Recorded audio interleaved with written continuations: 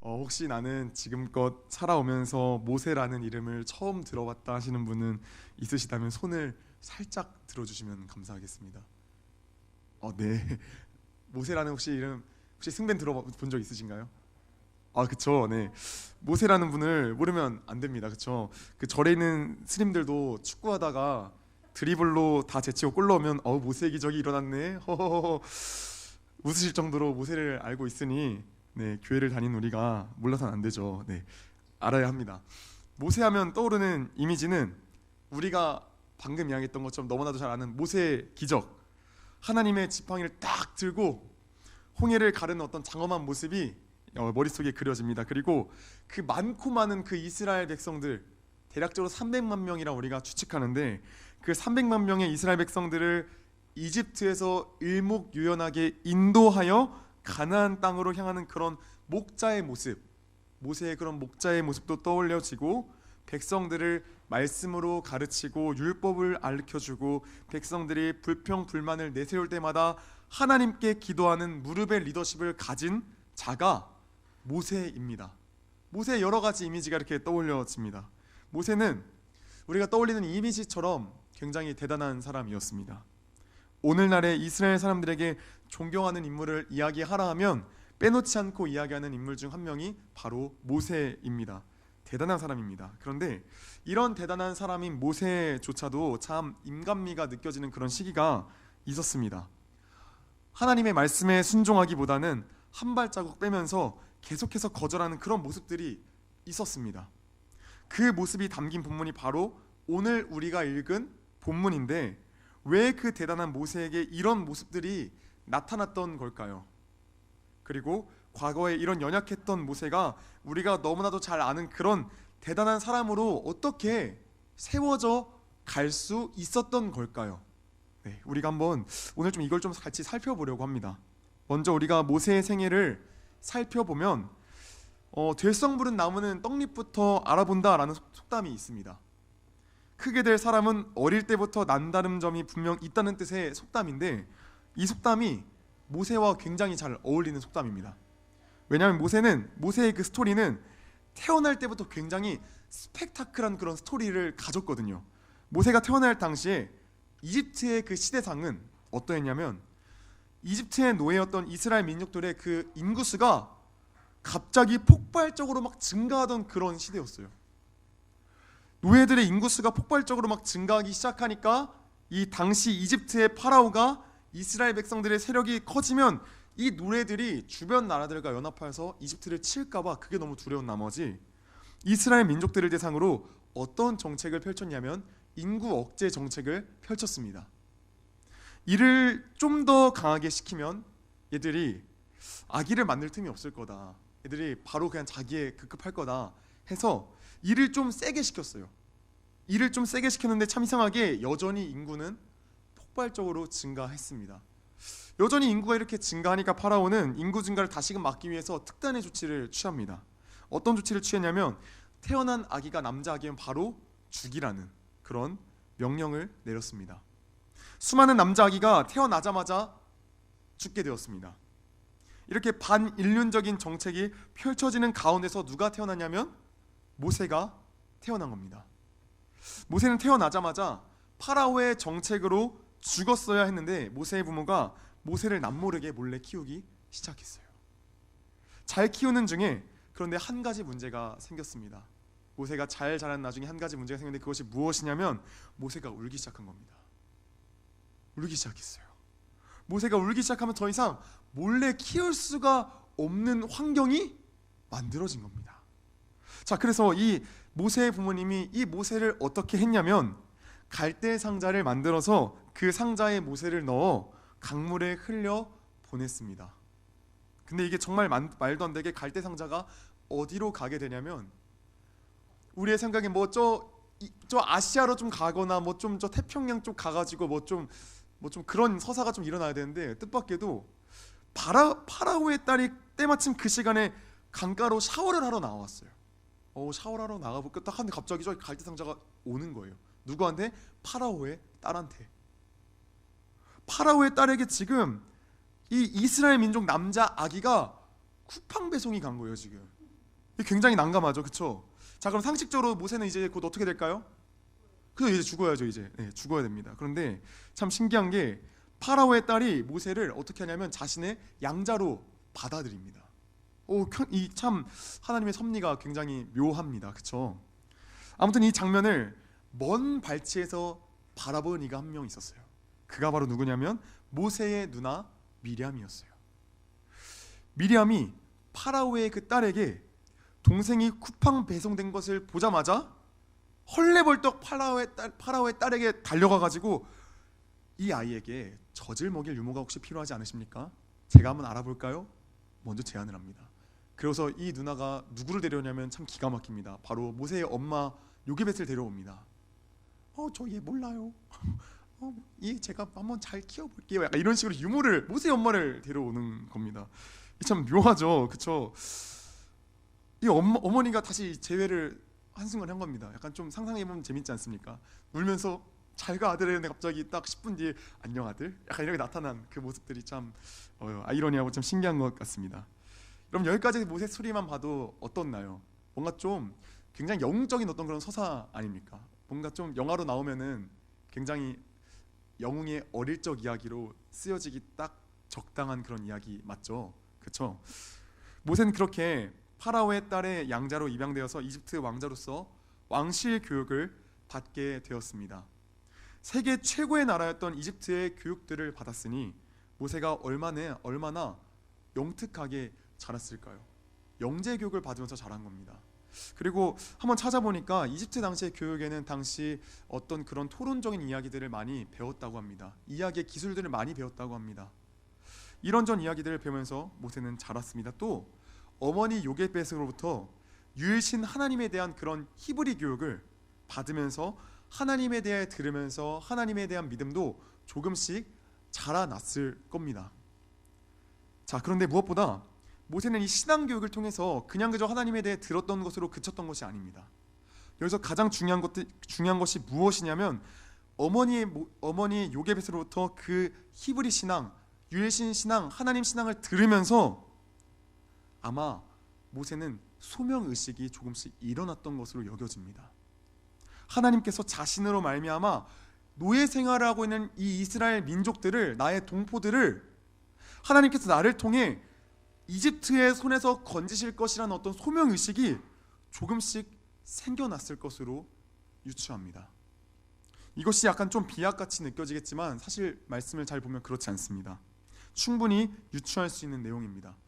자, 먼저 모세의 이름은 이집트어로 아들이라는 뜻을 지녔지만 히브리어로 모셰으라고 하는데 모셰으, 이거는 히브리어로 건져내다라는 뜻이 있습니다. 건져내다. 자, 건져내다. 뭐 어디서 건져냅니까? 물에서 건져냈다라는 뜻도 있지만 후에 노예된 이스라엘 그 민족을 하나님께서 이집트로부터 건져냈다라는 것도 충분히 암시가 되는 이름이 모세인 겁니다. 모세. 그러니 모세는 자신의 그 어렸을 적에 비범한 그 출생들, 내가 죽을 뻔했는데 갈대상자를 내가 떠내려 가보니까 파라오의 딸이 가봤고 파라오의 딸이 날 죽이지 않고 양자로 받아들였어.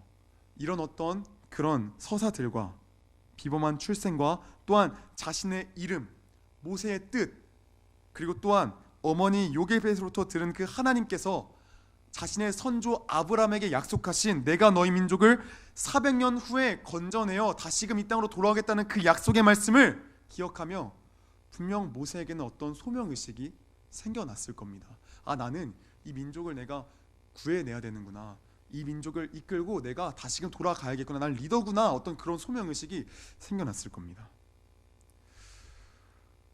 자, 그래서 어떤 확고한 그런 비전과 어떤 소명의식이 자리 잡았을 텐데 이런 확고한 비전과 소명의식 속에서 모세가 40살이 되었을 때 그의 눈앞에 어떤 장면이 갑자기 펼쳐지냐면 이스라엘 동포가 이집트 사람들로부터 폭력을 당하고 있는 장면을 보게 된 겁니다. 자, 모세 입장에서 그 장면을 보고 어떤 마음이 막 불타올랐을까요? 그 장면을 보자마자 내가 이스라엘의 민족의 구원자로 활동할 시기가 바로 지금이구나.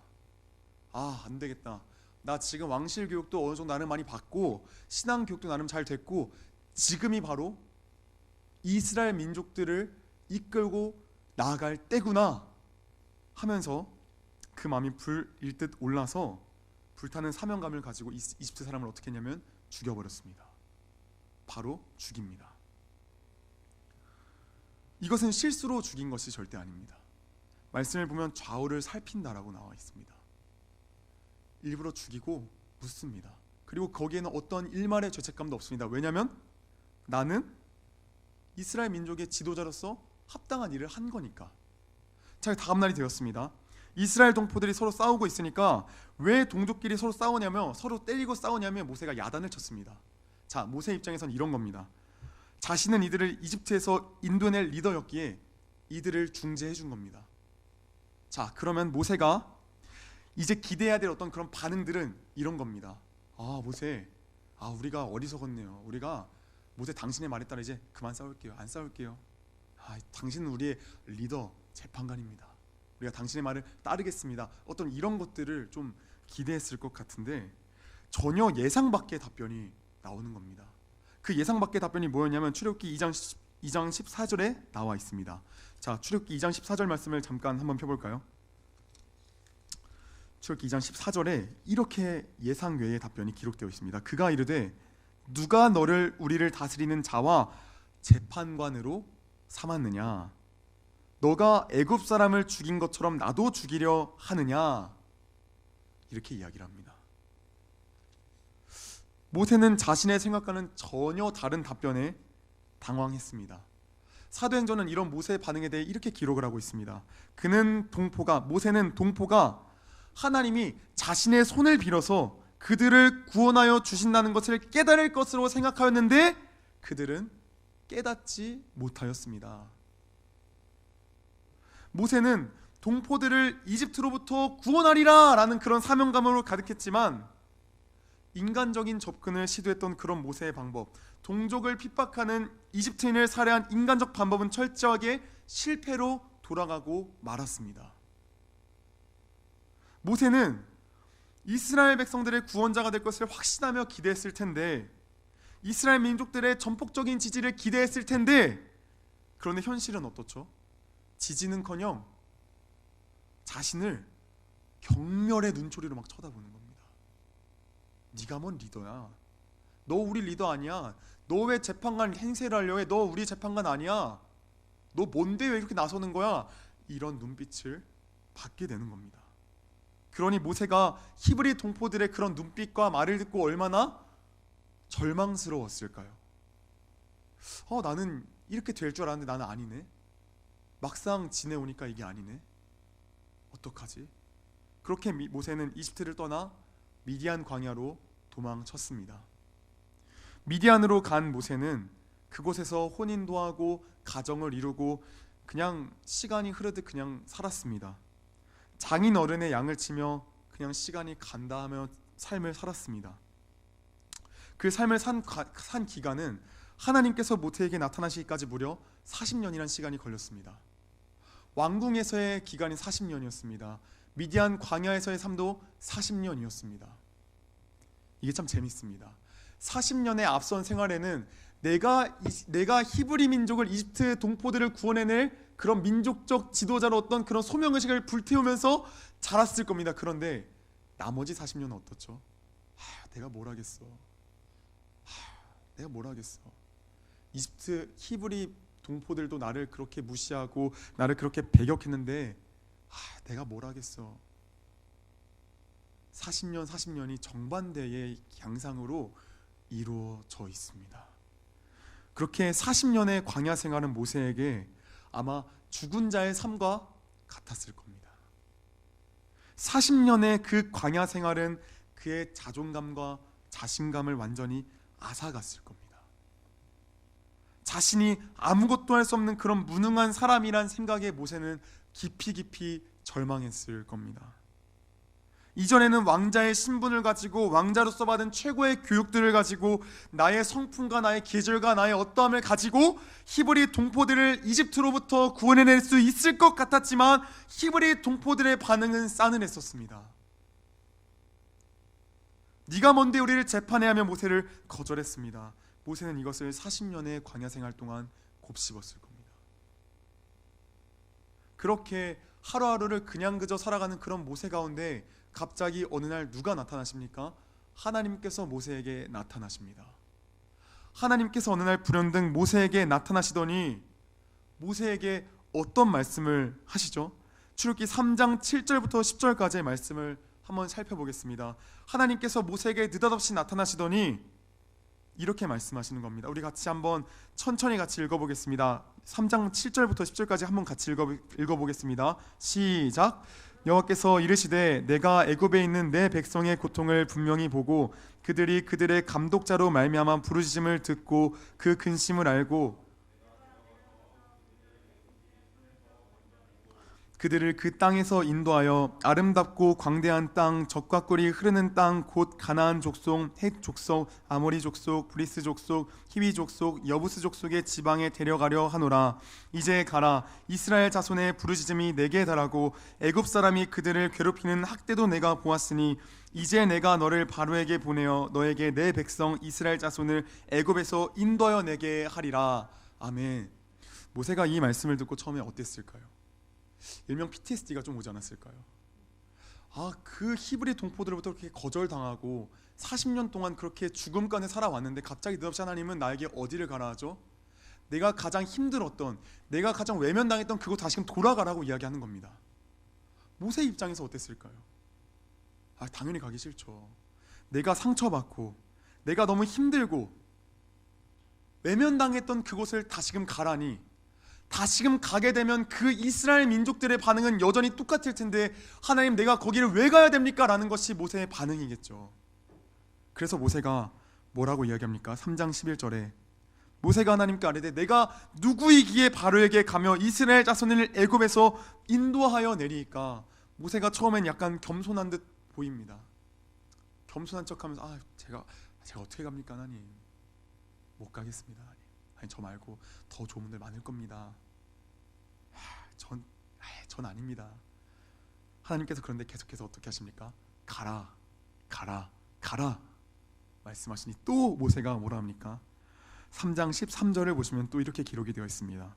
내가 이스라엘 자손에게 가서 이르기를 너희의 조상의 하나님이 나를 너에게 보내셨다 하면 그들이 내게 묻기를 그의 이름이 무엇이냐 하리니 내가 무엇이라고 그들에게 말하리이까? 그럼 좀 증거를 주세요. 어떻게든 안 가기 위해서 막 이것저것 핑계를 대는 겁니다. 그럼 하나님 저 이스라엘 백성들이 누가 나를 보냈다 하면 내가 뭐라 말합니까? 그러자 하나님께서 그에 대해 또 답변을 주십니다. 그렇죠. 모세가 또 뭐라 합니까? 4장 1절에 또 이렇게 이야기를 합니다. 모세가 대답하여 이르되 그러나 그들이 나를 믿지 아니하며 내 말을 듣지 아니하고 이르기를 여호와께서 내게 나타나지 아니하셨다 하리이다. 저 못 가겠습니다 하나님. 저 못 가겠습니다. 증거가 없지 않습니까? 증거가 없지 않습니까? 저 못 가겠습니다. 그러자 하나님께서 어떻게 하시죠? 지팡이를 던지니까 그 지팡이가 뱀으로 변하는 이적을 보여주시고 손 안으로 딱 집어다 빼니까 나병이 생겨났다 나병이 없어지는 그런 것들을 하나님께서 보여주십니다. 그럼에도 불구하고 모세가 뭐라고 이야기하고 있죠? 4장 10절의 말씀을 보시면 이렇게 또 기록이 되어 있습니다. 모세가 여호와께 아뢰되 오 주여 나는 본래 말을 잘 하지 못하는 자니이다. 주께서 주의 종에게 명령하시네도 역시 그러하니 나는 입이 뻣뻣하고 혀가 둔한 자니이다. 여러분 근데 여기서 재밌는 게 무엇인지 아시나요? 제가 아까 초반부에 뭐라고 말씀드렸죠? 이집트 당시의 교육에서 무엇이 성행했다 말씀드렸죠? 디베이팅이 성행했다 말씀드렸습니다. 이집트 교육에서 디베이팅 받았을 겁니다. 모세가 언변으로 뛰어났을 겁니다. 그런데 모세가 왜 이렇게 말을 하죠? 저 둔한 자입니다. 저 입이 둔한 자입니다. 저 못 가겠습니다. 왜죠? 이미 지난날에 이스라엘 동포들에게 이미 버림받았거든요. 이미 그들에게 거절당했거든요. 그게 40년의 광야 생활 동안 이미 트라우마로 강하게 박힌 겁니다. 그러니까 자기는 가기 싫은 거예요. 하나님 저 말 못하겠어요. 저 말고 다른 사람 보내세요. 저 진짜 못 가겠어요. 그러자 하나님께서 계속해서 모세가 튕기니까 모세가 하나님께서 화나셔가지고 내가 아론을 보내겠다. 그러니까 그냥 가라. 그냥 가라. 그런데 또 모세가 또 뭐라 합니까? 오 주여, 보낼 만한 자를 보내소서. 나는 못 가겠습니다. 하나님께서 14절을 보시면 이렇게 기록이 되어 있어요. 여호와께서 모세를 향하여 뭐라고요? 노하여 이르시되, 이제 가, 그냥. 왜 이렇게 말이 많아? 가라면 가지. 그냥 가. 말씀하십니다. 이것이 모세가 하나님을 5번 반박했던 그런 구절들의 내용입니다. 여러분, 모세의 그 발언들을 자세히 살펴보시면, 자신이 할 수 없다라는 그 발언들을 자세히 살펴보시면 모세가 한결같이 똑같은 내용으로 거절하고 있음을 알 수 있습니다. 모세는 한결같이 과거를 회상하며 자신은 할 수 없다고 이야기하는 것을 우리는 살펴볼 수 있습니다.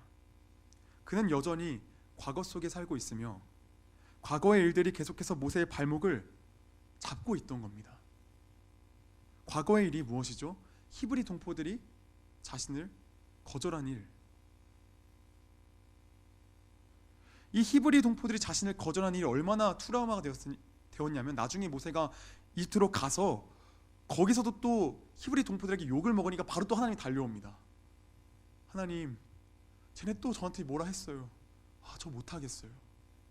뒤에 5장 보시면 그 내용이 나와 있습니다. 그만큼 모세에게는 히브리 동포들이 자신을 거절한 일이 그만큼 큰 트라우마로 자리 잡은 겁니다.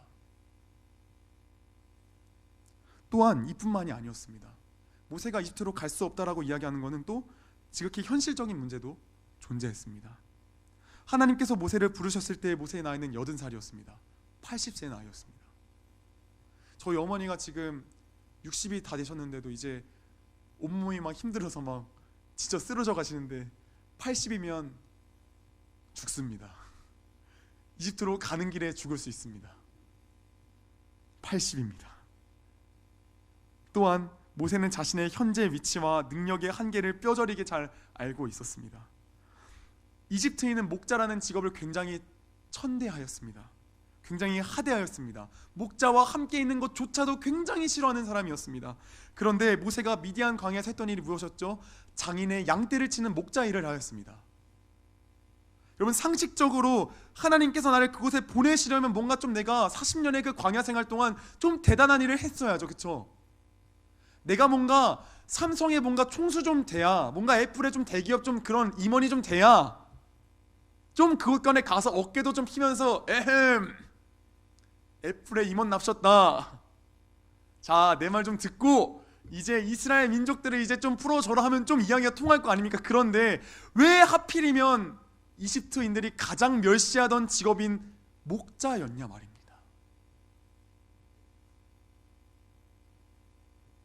자신의 현 위치인 목자, 과거에 자신의 능력이 그 자신의 생각에서 최고치에 이르렀던 그 40살의 왕궁의 그 지위에 그 있던 그 모세를 거절했던 히브리 동포의 그 거절들.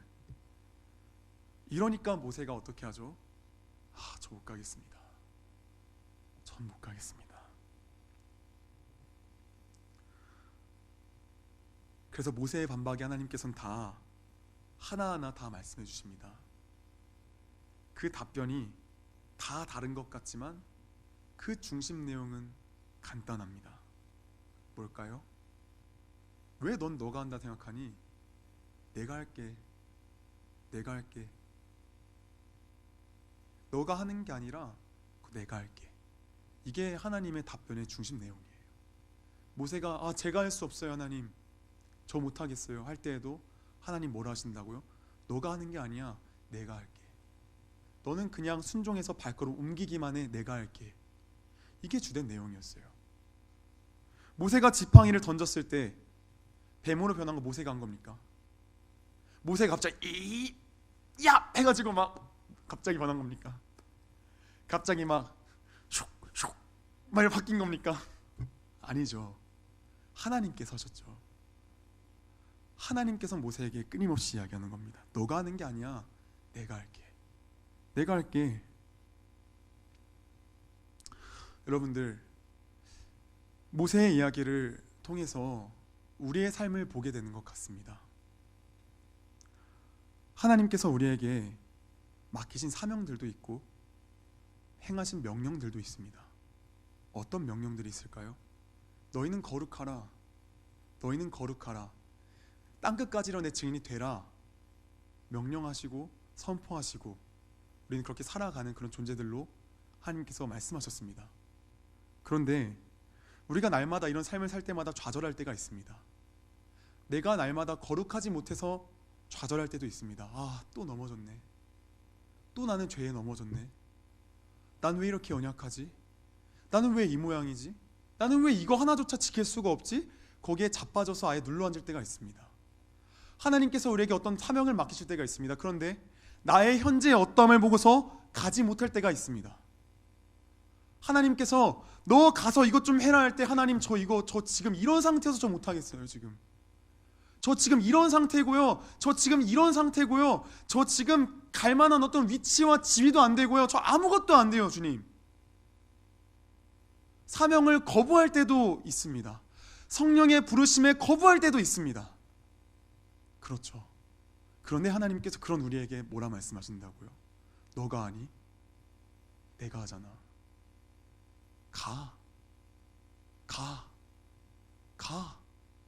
가라고 말씀하십니다. 참 재미난 게 제자들이 십자가 앞에서 예수님을 전부 다 부인하고 도망쳤습니다. 그렇죠. 그런데 예수님께서 죽으시고 부활하셔서 승천하시기 전에 제자들에게 이렇게 말씀하셨습니다. 사도행전 1장 8절에 이렇게 기록이 되어 있습니다. 오직 성령이 너희에게 임하시면 너희가 권능을 받고 예루살렘과 온 유대와 사마리아와 땅끝까지 이르러 내 증인이 되리라 하시니라. 내 증인이 무엇입니까?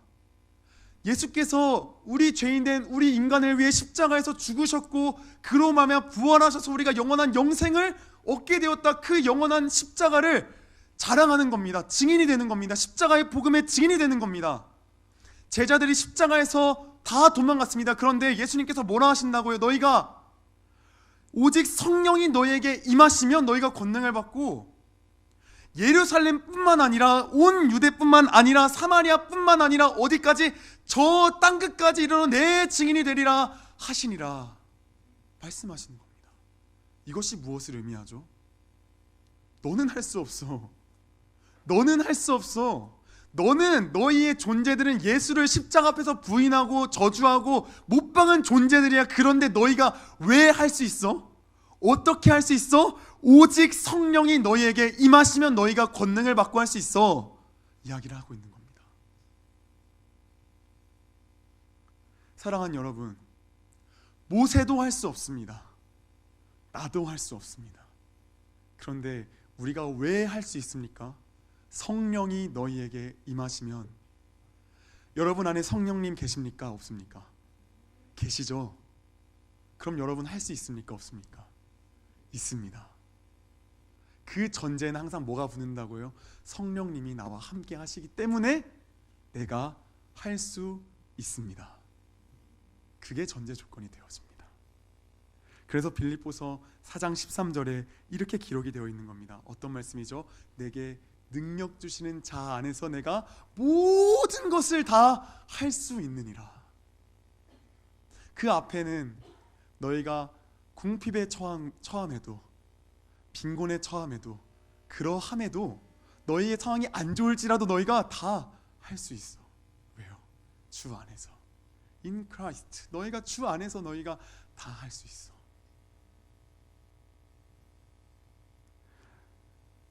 그래서 또 이렇게 성경은 기록합니다. 빌립보서 4장 6절부터 7절 같이 한번 펴서 같이 한번 읽어볼까요? 빌립보서 4장 6절부터 7절까지 펴서 우리 같이 한번 읽어볼까요?